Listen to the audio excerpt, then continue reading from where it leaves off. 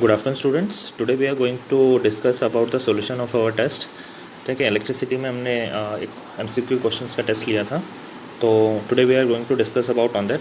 So let start. Question number 1, the point to be mind to for verify the Ohm's law.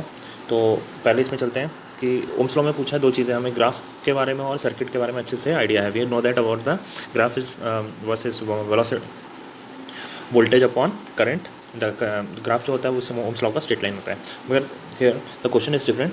तो यहाँ पूछा है point to be kept mind verification. Verification मतलब experiment, उसको जब हम करते हैं तब की बात कर रहे हैं. ठीक है, तो वेरिफिकेशन में we know that the resistance connected with battery, positive negative terminal, ठीक है, विद बैटरी. तो होता क्या है रेजिस्टेंस के केस में, तो यहाँ पर ओम्स लॉ जब हम वेरीफाई करते हैं तो हमें मालूम है कि हम पोटेंशियल पता करते हैं रेजिस्टेंस के अक्रॉस, और सीरीज़ में हम क्या पता करते हैं, एमीटर लगाते हैं. तो वोल्टेज तो लगाते हैं हम पैरेलल में, और एमीटर कैसा होता है, सीरीज़ में. तो इसी के ऊपर उसने क्वेश्चन पूछा है. ठीक है, तो वेरिफिकेशन ऑफ ओम्स लॉ. तो फर्स्ट है हमारे पास, क्या पूछा है उसने, ठीक, ammeter of a voltmeter connected in series not possible, क्योंकि एमीटर कैसा है, सीरीज़ में है, और वोल्ट मीटर यहाँ पर पैरेलल में है. एमीटर वोल्ट मीटर एक जैसे सीरीज़ में नहीं हो सकते. नेक्स्ट है ammeter should be connected in series and voltmeter in parallel. Yes, बिल्कुल करेक्ट. तो B answer is correct. C, ammeter should be connected in parallel in series, no. ठीक, नेक्स्ट है ammeter and voltmeter should be connected in parallel, नहीं, possible नहीं है. तो answer सिर्फ हमारे पास बचा इसका बी. तो एमीटर को हम कैसे कनेक्ट करेंगे, सीरीज़ में, और वोल्ट मीटर को हम कैसे कनेक्ट करेंगे, हमेशा पैरेलल में. तो B is the correct answer. Next question number 2, the resistance of a conductor is directly proportional to, resistance of a conductor is directly proportional to length and inversely proportional to area. ठीक है, we know that this is the formula for resistance. ठीक है, और next बात करते हैं इसमें answer क्या दिया है क्वेश्चन में. ऑप्शन 1 है एरिया ऑफ क्रॉस सेक्शन. तो डायरेक्टली प्रोपोर्शनल पूछा है, एरिया इन्वर्सली प्रोपोर्शनल है, तो answer A is incorrect. Density, फॉर्मूले में डेंसिटी नहीं आता है. मेल्टिंग पॉइंट एक स्पेसिफिक मेल्टिंग टेम्परेचर पॉइंट होता है जब मेटल जो है मेल्ट हो जाता है. तो हर मेटल का ये अलग अलग होता है. तो रेजिस्टेंस के इसका और इसका कोई लेना देना नहीं है, तो melting point is incorrect. Last है डी, लेंथ. हाँ, it should be depend upon length. Yes. Next है हमारे पास क्वेश्चन में सॉरी, तो answer D is correct. Okay, question number 4, when the 40 volt battery is connected across the unknown resistance. तो यहाँ पे voltage दिया सोर्स, हमको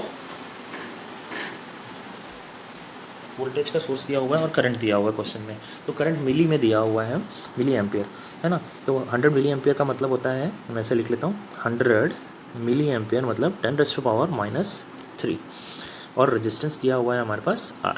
ठीक है, क्यों, क्योंकि उसने बोला अननोन रेजिस्टेंस है, तो अननोन रेजिस्टेंस को मैंने लिखा R.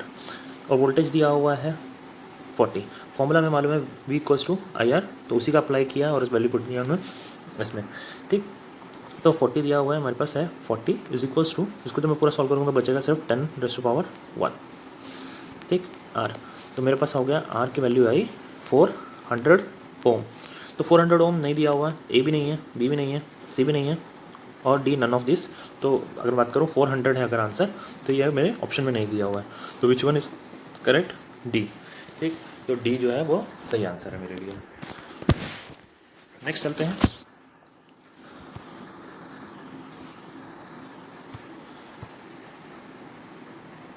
ठीक, question number 4, a battery of 6 volt is connected in series with the resistance. तो रेजिस्टेंस दिए हुए हैं हमको 1 2 3 4 5 6. ठीक है, 1 2 3 4 5. ठीक, तो 5 रेजिस्टेंस दिया हुआ है, ये 2 होना चाहिए है ना. तो 5 रेजिस्टेंस हमको दिए हुए हैं इसके अंदर, और इन सबको हम अगर देखेंगे तो ये सब कैसे हैं, सीरीज़ में है. ठीक है, लिखा है ना which is connected in series. तो इन सबको मैं ऐड करूँगा तो मेरे पास आ जाएगा 6.70. ठीक है, तो फिर से 6.70 ओम. तो टोटल रेजिस्टेंस जो आया मेरे पास R आ गया. वोल्टेज दिया हुआ है V दिया हुआ है हमको 6 वोल्ट, और हमको फाइंड आउट करना है, we have to find out current in a circuit. तो करंट जाएगा तो ये पता चल जाएगा हमको 2 ओम सर्किट में कितना है. ठीक है, तो 2.2 ओम से निकालना है, तो 0.2 ओम दिया हुआ, उसी के बारे में बात करें. तो 0.2 भी सीरीज में दिया, यानी कि सभी रेजिस्टेंस में से करंट सेम होगा. करंट फॉर्मूला है I, हमको पता करना है. ठीक है, अप्लाई दिस, तो हमको मिल जाएगा I = 6/6.70. We have to solve this, we will get 0.89 something. तो current answer A is correct. तो आंसर ए हमारे लिए करेक्ट है। ये पॉसिबल नहीं है, ये भी पॉसिबल नहीं है, नन ऑफ दिस तो है ही नहीं क्योंकि आंसर आ गया। तो आंसर ए इज़ करेक्ट। ठीक, नेक्स्ट चले आगे। नेक्स्ट है what is the maximum resistance which made 5 resistances बना। ठीक है, तो रेजिस्टेंस दिया हुआ, मैक्सिमम रेजिस्टेंस हमको पता करना, we have to find the maximum resistance. तो मैक्सिमम रेजिस्टेंस हमें मालूम है कि जब सीरीज़ में होता है तभी ये क्या होता है, मैक्सिमम हो सकता है, क्योंकि R1 + R2 + R3, ठीक है, एंड सो ऑन। तो ये इस तरीके से रेजिस्टेंस जब सीरीज़ में कनेक्ट होते हैं तभी क्या होता है, मैक्सिमम रेजिस्टेंस मिलता है। पैरेलल में क्या होता है, पैरेलल में ये 1/R में होते हैं, 1/R1 1/R2, तो इन्वर्सली प्रोपोर्शनल होता है, ये इससे मिनिमम रेजिस्टेंस मिलता है, तो मैक्सिमम नहीं मिल सकता। यहाँ पूछा मैक्सिमम रेजिस्टेंस, तो वो सीरीज ही मिल सकता है, तो it should be connected in series. तो पांचों रेजिस्टेंस कैसे होने चाहिए, सीरीज़ में। तो 1/5 मल्टीप्लाई 5 है ना, तो ऐड करने के बजाय मल्टीप्लाई कर लेते हैं, तो मेरे सारा मिल जाएगा एक जैसे है। तो रेजिस्टेंस मिला मुझे 1 ओम। तो ठीक, तो अगर यहाँ पूछा होता है मिनिमम तो हम उल्टा करते हैं इसका, है ना, जैसे पैरेलल का फॉर्मूला है तो वो करते हैं और फिर निकालते हैं। तो यहाँ पर ऑप्शन की बात करते हैं, तो आंसर है 1 ओम, यानी कि B is correct answer. Next question number 6, cylindrical conductor of length is L. एक वायर, एक हमको दिया हुआ है, एक हमको कंडक्टर दिया हुआ है, उसकी लेंथ दी हुई है L, है ना, रेजिस्टेंस R, और एक क्रॉस सेक्शन एरिया दिया है कैपिटल A। तो यानी कि resistance is equals to ρL/A। एक कंडक्टर दिया हुआ है, ठीक है, अनदर कंडक्टर हमने लिया मगर उसकी लेंथ कितनी है, 2 गुनी है, ठीक है। The resistance R is the same of the material has a cross section area. तो रेजिस्टेंस हमको R ही चाहिए, हमको बढ़ाना नहीं है। तो ऐसा क्या किया जाए, क्योंकि हमको रेजिस्टेंस सेम मिल जाए, तो रो यानी कि मटेरियल चेंज नहीं है, ये वैसे रहेगा, मगर लेंथ कैसी हो गई, 2L हो गई, ठीक। L पहले कितनी थी, L यहाँ था लेंथ, अब कितनी हो गई, 2L हो गई। तो एरिया में कुछ परिवर्तन होना चाहिए, तो एरिया क्या होना चाहिए, एरिया भी दुगना हो जाना चाहिए, है ना, तभी रेजिस्टेंस सेम रहेगा। तो एरिया भी अगर हम डबल कर देते हैं तो क्या हो जाएगा, 2 कट जाएंगे और मेरे पास फिर से बच जाएगा ρL/A, ठीक। तो आंसर इसमें कौन सा है, पहला हाफ हो जाए, ये तो पॉसिबल नहीं है, रेजिस्टेंस इसमें बढ़ जाएगा, आधा कर दिया तो, ठीक है, ये भी नहीं हो सकता।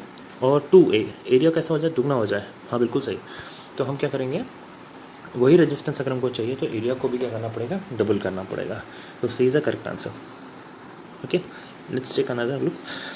Question number 7, in the electrical circuit the 3 incandescent lamp दिए हुए हैं, ठीक है। इनकंडेंसेंट लैंप जो पुराने जो चलते थे उनको बोला जाता है, जिनमें टंगस्टन होता है, लाइट जब उनमें फ्लो होती है और टंगस्टन गर्म होता है। Now we are using LED। तो LED का कंसेप्ट इससे अलग है थोड़ा सा। टंगस्टन में जो है जब करंट फ्लो होता है तो दे ऑफर रेजिस्टेंस, और high resistance, high melting point होने के कारण वो क्या करता है, उसको हीट एनर्जी में कन्वर्ट करता है।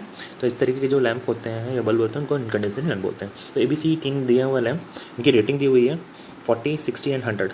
तो we note that the formula of power is directly proportional to I²R। तो इसी पावर जो है इसी अमाउंट में रिलीज होगी। तो अगर मैं बात करूँ, रेजिस्टेंस ज़्यादा होगा किसका, 100 वाट का, फिर होगा 60 का, और फिर सबसे कम होगा 40 का, ठीक है। तो रेजिस्टेंस तो इनका सबका अलग अलग हो सकता है, मगर बात करते हैं करंट की, तो ये करंट पे भी डिपेंड करते हैं, ठीक है। तो क्वेश्चन इसी के ऊपर है, ब्राइटनेस। तो ब्राइटनेस जो है वो करंट पे डिपेंड करती है, ठीक है। करंट जितना ज़्यादा होगा उसमें फ्लो, उतना ज़्यादा वो स्क्वायर टाइम्स हो जाएगा, यानी कि और हीट मिलेगी। तो इसी के ऊपर ही क्वेश्चन है, देखते हैं। तो A, the brightness of a bulb is same, सबकी सेम होगी ब्राइटनेस, ऐसा नहीं हो सकता क्योंकि अलग अलग रेटिंग के बल्ब हैं तो उनकी ब्राइटनेस भी अलग होगी। बी, ठीक है। तो नेक्स्ट है हमारे पास B, brightness of a bulb A will be the maximum, ठीक है।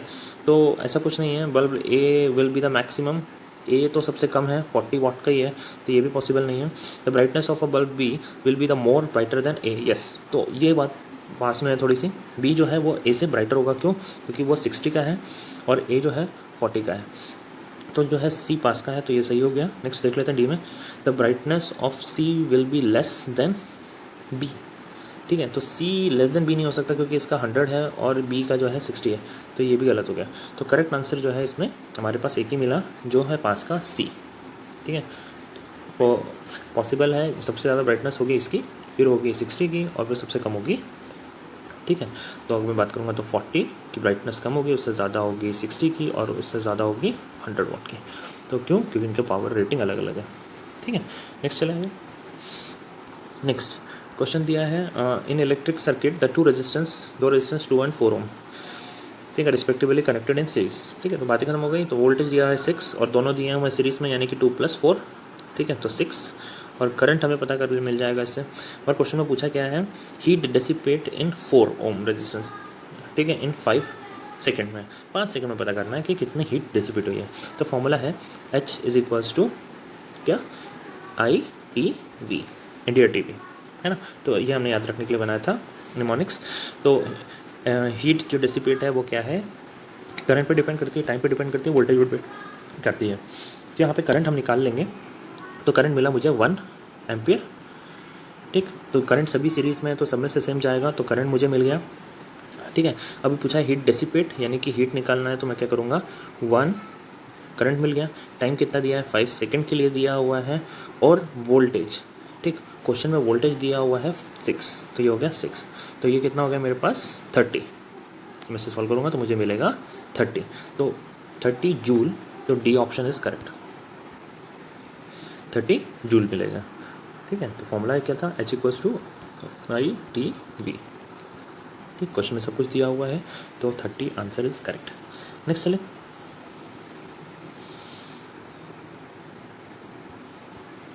Question number 9, an electric kettle consumes 1 kilo. तो 1 किलो को मैं पहले लिख लेता हूँ, ये पावर दी हुई है, पावर। ठीक, तो पावर को मैं कैसे लिखता हूँ, power is equals to 1 kilowatt मतलब 10⁻³ किलो, है ना, वाट। तो power which is given in electric power, ठीक, when the operated on 220 volt पे काम करता है। ठीक है, तो इतना वोल्टेज हमको दिया हुआ है। तो a fuse of a wire with the rating must be the use. तो कौन सी रेटिंग का हम यूज़ करना चाहिए, तो इसी से मिल जाएगा पावर, अगर हमें मालूम है। ठीक है, तो पावर का फॉर्मूला होता है पावर इज इक्वल्स टू, देख, VI, ये भी फॉर्मूला है पावर के लिए। तो यहाँ पर हमको वोल्टेज दिया हुआ है, तो मैं इसी से रख लेता हूँ 1। ठीक है, मैं लिख लेता हूँ P is equals to VI। Now put the value, this is 1 10⁻³ और voltage is 220 multiply 1, we will get 0030 और नीचे हो गया 220। ठीक, तो we have to solve this. तो ये हो गया 5 से कम हो गया, है ना। तो 5 से कम हो गया, तो 5 जो भी फ्यूज़ है वो उसी रेटिंग का नहीं होता, उससे ज़्यादा आना चाहिए। तो 4 नहीं आ सकता यहाँ पे, 4 पॉइंट वैल्यू आई 8, तो हम यूज़ करेंगे D। तो 5 एम्पियर को हम यूज़ करेंगे, तो around 5 ampere would be good for us. तो क्यों होगा, क्योंकि अगर उतना ही 4.8 ही करंट फ्लो होता है जितना इसकी रेटिंग है, तो ये तो उसी समय बंद हो जाएगा। तो फ्यूज़ जो है वो ज़्यादा करंट उससे ज़्यादा अगर लिमिट से आता है तभी बंद होना चाहिए। तो 5 एम्पियर यहाँ पर फ्यूज़ जो है सिलेक्शन रेटिंग का वो सही रहेगा, तो ये सही चॉइस रहेगी। तो 5 ampere is a correct answer. Next है लास्ट क्वेश्चन,